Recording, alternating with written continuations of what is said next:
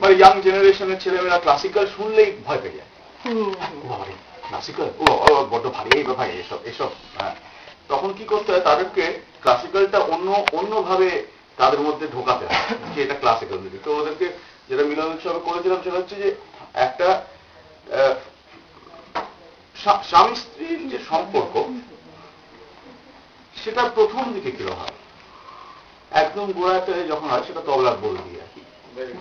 তো একদম গোড়ায় দেখা হলো, দুজনের আলাপ হলো, বা সবাই হয়তো বিয়ে হয়েছে, ঘেনা থাকে না, তাকে ঘেনা ঘেনা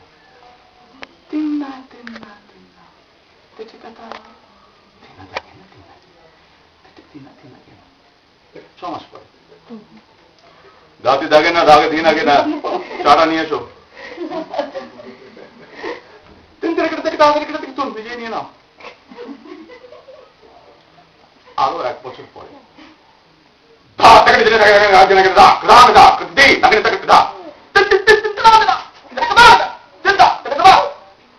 এর থেকে একটা কম্পোজিশন, এই কম্পোজিশনটা অস্তিত্ব ছিল 30-এর দশকে তৈরি হয়েছিল। এটা লক্ষ্মী প্রসাদ মুখার্জি, বেনারসের কম্পোজার, কিন্তু এটা রিইন্টারপ্রিটেশন করে এইভাবে দাঁড়িয়েছে আর কি, স্বামী এবং স্ত্রীর আলোচনা।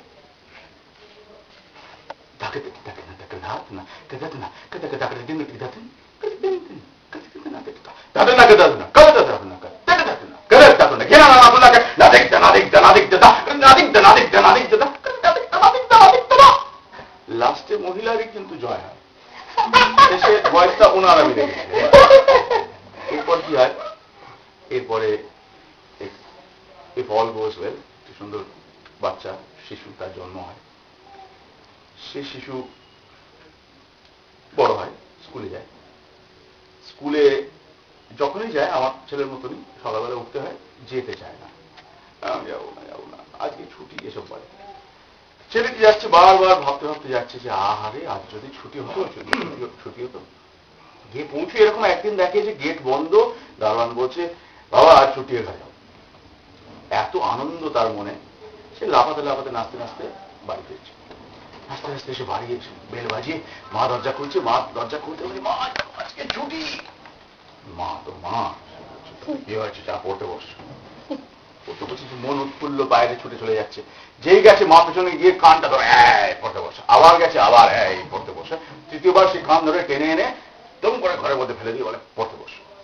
এই গল্পটি বাবা আমাকে একটা কম্পোজিশনের থ্রু দিয়ে শিখিয়েছিলেন। স্কুল ছুটি, নাচতে নাচতে বাড়ি ফিরছে।